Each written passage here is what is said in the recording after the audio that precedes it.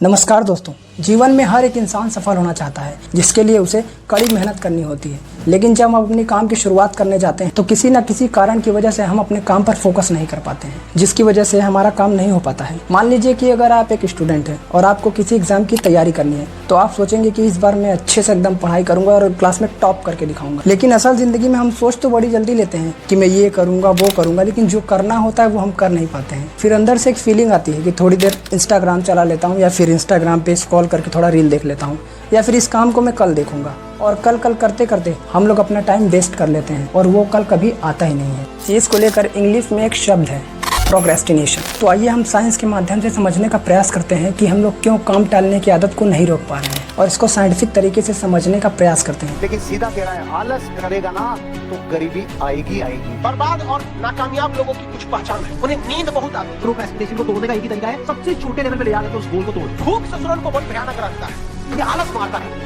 मैं बचपन से आलसी हूँ, मेरे माँ बाप मुझे बदलने की कोशिश कर रहे हैं, पर वो भी आलसी। आलस ही तो है ना, अपनी पसंद का काम ढूंढो। नहीं तो 1 बजे का नहीं तुरंत करता। अब तो 1 बज गया, दोपहर हो गया, दोपहर में ऑक्सीजन लेवल कम होता है, साइंस कहती है। तो चलो कोई बात नहीं, अब कल से कर लेंगे। इसके टालने की आदत है। तो मैं इस वीडियो में आपको कोई मोटिवेशन लेक्चर नहीं देने वाला हूँ कि मोटिवेशन काम करने का एक छोटा सा जरिया है, क्योंकि मेरा मानना है कि अगर आप कोई मोटिवेशन वीडियो देखकर कोई काम करने लग जाते हो तो मेरे हिसाब से शायद आप उस काम को कुछ घंटों, कुछ महीनों या फिर कुछ दिनों तक ही कर पाओगे। बाद वो मोटिवेशन आपकी एकदम नीचे चली जाती है और आप काम करना बंद कर देते हो। तो आइए आज की वीडियो में हम लोग समझते हैं कि प्रोक्रेस्टिनेशन क्या है और इसको साइंटिफिक तरीके से समझने का प्रयास करते हैं। डॉक्टर पियर स्टील ये दुनिया के सबसे बड़े मोटिवेशनल रिसर्चर हैं। ये लगभग 10 सालों से प्रोक्रेस्टिनेशन को लेकर स्टडी कर रहे हैं। इनका कहना है कि ये जो काम टालने की आदत है, ये कोई आज की बीमारी नहीं है, बल्कि ये कई वर्षों से चली आ रही है। जैसे लगभग 800 BC वर्ष पहले ग्रीक पोएट हेसियोड ने कहा था, put your work of till tomorrow and the day after for a sluggish warrior does not feel his work nor a who puts off this work। इसका मतलब है कि आज का काम कल को टालने पर सुस्त कार्यकर्ता अपना कभी भी खलिहान नहीं भरता। इंडिया में भी कई वर्षों पहले संत कबीर ने भी यही बात कही थी कि कल करे सो आज करे, आज करे सो अब, पल में प्रलय होगी बहुरी करेगा कब। जिसका मतलब होता है कि कल जो काम करना है उसे आज ही कर लो, या फिर जो आज काम करना है उसे अभी कर लो, नहीं तो कुछ ही समय में जिंदगी खत्म हो जाएगी, फिर क्या करोगे। ऐसे ही न जाने कितने पोएट हैं जो हमें ये बात बार बार समझाने की कोशिश करते हैं, लेकिन जो हमारी हालत है वो बद से बदतर हो चुकी है। असल में हमें काम टालने की बीमारी की लत लग चुकी है। ज़रा सोचिए कि हम किन किन कामों को लेकर प्रोक्रेस्टिनेट करते हैं। जब हमें पढ़ाई करनी होती है, या फिर जब हमें कोई एक्सरसाइज करनी होती है, जॉब इंटरव्यू की तैयारी करनी होती है, अधिकतर हम इन्हीं सब कामों को लेकर प्रोक्रेस्टिनेट करते हैं। सोचिए, अगर आपको कोई ऐसा काम दिया जाए जिसमें आपको घंटों घंटों रील देखना हो या फिर घंटों घंटों गेम खेलना हो, तो क्या आप उस काम को लेकर प्रोक्रेस्टिनेट करेंगे? नहीं, क्योंकि उसमें आपका इंटरेस्ट और ये सब काम करने में आपको मज़ा भी आता है। लेकिन अक्सर आपने देखा होगा कि हम उन सब कामों को लेकर ज़्यादा प्रोक्रेस्टिनेट करते हैं जिनमें हमारा इंटरेस्ट थोड़ा सा कम होता है। प्रोक्रेस्टिनेशन के इस क्षेत्र में सबसे बड़ा रोल एक स्टूडेंट का होता है, क्योंकि आजकल के 90% स्टूडेंट अपने समय की कदर नहीं करते हैं। घंटों घंटों वे अपना कीमती समय वीडियो गेम्स या फिर रील को देखने में बिता देते हैं, जिससे उनके समय का पता भी नहीं चलता है। ज़रा आप ये सोचिए कि आप काम को टालते ही क्यों हो, जबकि इसको करने से आपको कोई फ़ायदा भी नहीं होता है। आइए एग्जाम्पल के माध्यम से समझने का प्रयास करते हैं। मान लीजिए अगर आपको कोई काम दिया जाए जिसके लिए आपको कोई डेडलाइन दे दी जाए और आपसे कहा जाए कि इस काम को इस तारीख से पहले पूरा करना होगा, तो क्या आप इस केस में भी अपने काम को प्रोक्रेस्टिनेट करेंगे? तो मेरा मानना है शायद नहीं। मेरे हिसाब से किसी भी काम को लेकर हमारे पास एक डेडलाइन होनी चाहिए, क्योंकि अगर हमें किसी भी काम के लिए कोई हमारे पास एक डेडलाइन होगी तो शायद हम उस काम को और भी ज़्यादा मन लगा कर करेंगे और हम उसमें अपना पूरा 100% देंगे। क्योंकि अगर हमारे पास एक डेडलाइन होगी तो हम किसी ना किसी तरीके से उस काम को पूरा कर लेंगे। लेकिन सोचिए, अगर आपके पास कोई भी एक डेडलाइन ही ना हो, फिर क्या होगा? अक्सर हम उस काम को लेकर ज़्यादा प्रोक्रेस्टिनेट करते हैं जिसको शायद हमें नहीं करना था। सोचिए, क्या आपको वो स्कूल के दिन याद है जिस समय आपको कोई प्रोजेक्ट पूरा करना था और उस प्रोजेक्ट को पूरा करने के लिए आपके पास सिर्फ 1 हफ्ते बचे थे, जो कि एक अगले ही दिन पूरा होना था। लेकिन आपके इस काम टालने की आदत की वजह से वो अगला हफ्ता कब निकल गया आपको पता भी नहीं चला। हमें ये बात नहीं समझ में आती है कि हम आखिर प्रोक्रेस्टिनेट करते ही क्यों हैं, हम कामों को टालते ही क्यों हैं, जबकि इसका उल्टा नुकसान हमें ही होना है। तो आइए इस चीज़ को और ज़्यादा गहराई में समझते हैं। इस चीज़ के लिए साइंस ने 4 थ्योरी दी है।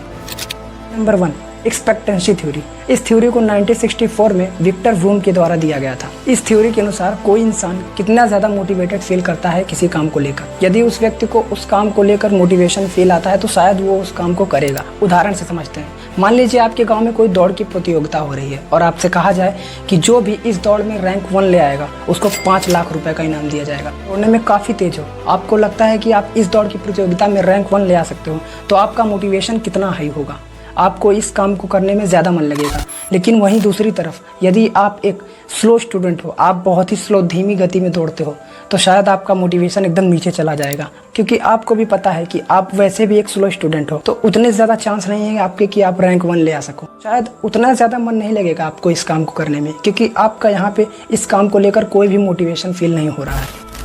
Number 2, need theory. 1960 में डेविड मैकक्लेलन द्वारा ये थ्योरी दी गई थी। इनका कहना है कि लोगों की 3 तरीके की नीड्स होती है, need of appreciation, need of power और नीड ऑफ अचीवमेंट। सोचिए कि अगर आपको कोई ऐसा काम दिया जाए जो आपकी साइकोलॉजी नीड से मैच करता हो, तो आपकी उस काम को लेकर मोटिवेशन कितनी ज़्यादा हाई होगी। जैसे कि हमारे देश के नेताओं को कहा जाए कि आप इस काम को कर लीजिए, आपको कुर्सी मिलेगी, तो आपको क्या लगता है उनके अंदर नीड ऑफ पावर किसके लिए ज़्यादा है? कुर्सी के लिए। तो इस वजह से वे उस काम को दौड़ कर करेंगे। लेकिन वहीं दूसरी तरफ अगर उनसे कहा जाए कि आप थोड़ी सी जनता की सेवा कर लीजिए, तो शायद उनसे ये सब काम नहीं होगा, क्योंकि उनके अंदर ये सब कामों को लेकर जनता के लिए या फिर समाज सेवा के लिए उनके अंदर नीड ऑफ पावर है ही नहीं। सीधा साधा मतलब ये है कि आप अपने अंदर की नीड को समझिए। आपके अंदर जिस भी काम को लेकर मोटिवेशन हाई है, आप उस काम को करिए। मान लीजिए एक लड़का है और वो एक गवर्नमेंट जॉब की तैयारी कर रहा है, वह खानदानी रूप से बहुत अमीर है, और वहीं एक दूसरी तरफ एक लड़का है जो कि बहुत ही ज़्यादा गरीब है। अगर उस लड़के को ये जॉब मिल जाती है तो उसकी ज़िंदगी पूरी तरह से बदल जाएगी। तो आपको क्या लगता है, आपके हिसाब से किसकी ज़िंदगी पर ज़्यादा असर पड़े?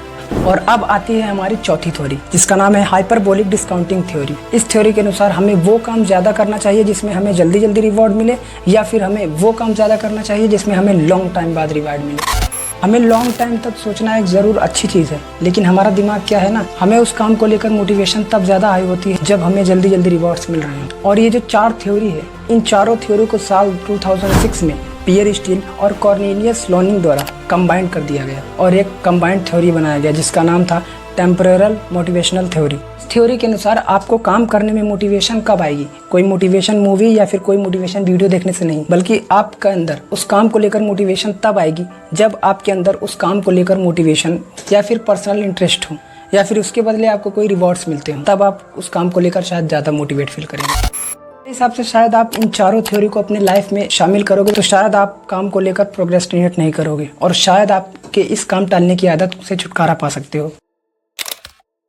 मगर कुछ समय बाद इन चारों थ्योरी को कुछ साइंटिस्टों ने कवर किया और उसे एनालिसिस किया कि इन चारों थ्योरी में वो सारी चीज़ें कवर नहीं होती हैं जो कि रियल लाइफ में होनी चाहिए। उनका कहना है कि अगर आप किसी वीडियो को देखकर मोटिवेशनल फील करते हो तो बाद में उस वीडियो के प्रति रिग्रेट क्यों फील करते हो। उन्होंने बताया कि इन चारों फैक्टर्स के अलावा एक और फैक्टर है जो कि कंट्रीब्यूट करता है प्रोक्रेस्टिनेशन को। Fear of failure. हमें फेल होने से डर लगता है, इसलिए हम अपने कामों को प्रोक्रेस्टिनेट करते हैं। लोग फेल होने से इसलिए डरते हैं कि अगर हम लोग फेल हो गए तो लोग क्या कहेंगे। तो फेल होने से भी बुरी चीज़ जानते हैं क्या है? कभी कोशिश ही ना करना। मैं एक्टर बनना चाहता था मगर मेरा सपना रह गया, मैं कभी पूरा ही नहीं कर पाया।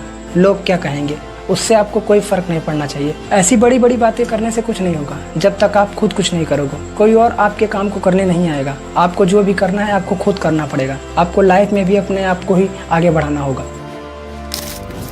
इस वीडियो में मैंने आपको प्रोक्रेस्टिनेट के बारे में डीप से समझाने की कोशिश की है। अगर आपको ये मेरा एक्सप्लेनेशन समझ में आया हो तो प्लीज़ एक लाइक ज़रूर करना, और अगर आप यदि हमारे चैनल पर नए हो तो प्लीज़ एक सब्सक्राइब ज़रूर करना। मिलते हैं नेक्स्ट वीडियो में, तब तक के लिए थैंक यू सो मच।